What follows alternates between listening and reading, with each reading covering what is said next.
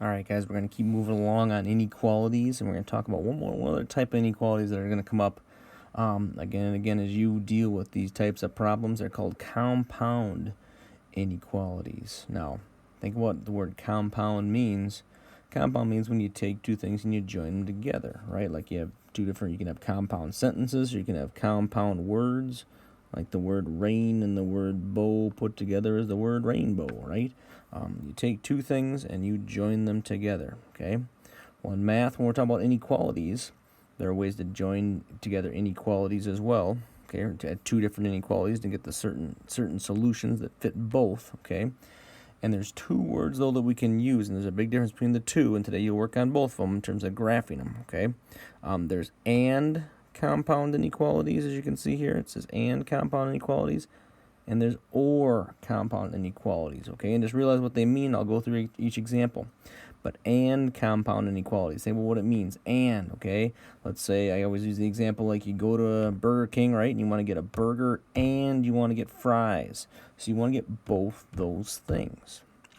If we're talking about two inequalities that are joined by and, we're talking about solutions that fit for this inequality and this inequality at the same time. It's inclusive. It must fit both of them, okay?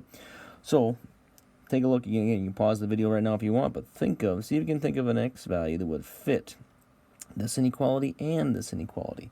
This says x is greater than 0, and our x values have to be also less than 5 at the same time.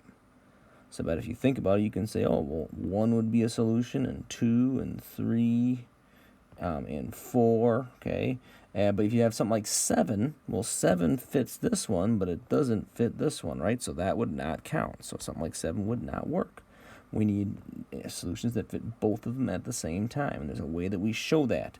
Besides sometimes just using the word and, okay? Sometimes they just use the word and that's an and compound inequality. There's also another way we'll write those. I'll show you in the next slide, okay? Or, as I'm saying here, there is another compound inequality using the word or, okay? Think about what joining things with the word or means, okay? Let's say I can get a burger or I get fries when I go to Burger King. One or the other.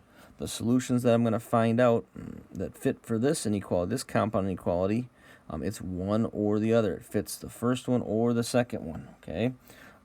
So take a look at this inequality instead. X is less than 2 or, again, there's a big difference, look for the word, or x is greater than 6.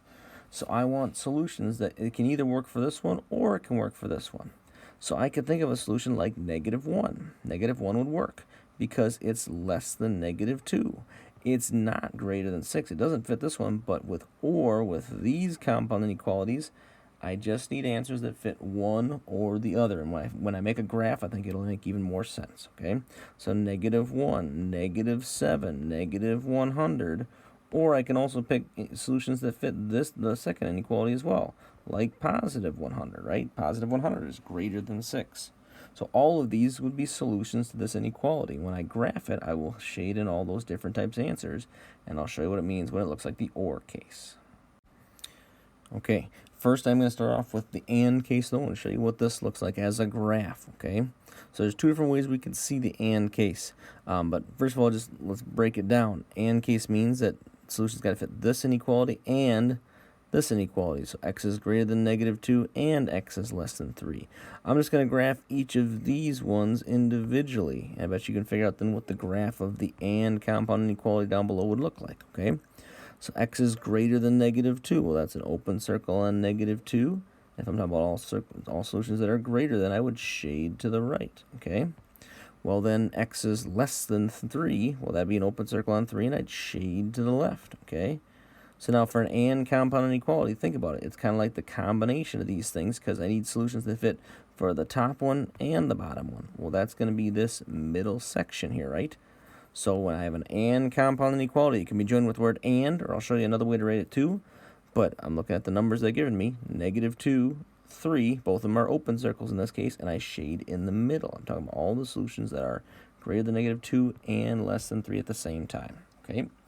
Now, we also write these sometimes as for the and cases, just for these cases, just for the word and, we write this as one inequality. Let me show you what it looks like. What you do is it looks just like the graph. See how there's a -2 right there. Okay, think of these numbers as boundaries, and we're talking about all the numbers in the middle as it shows here on the graph, right?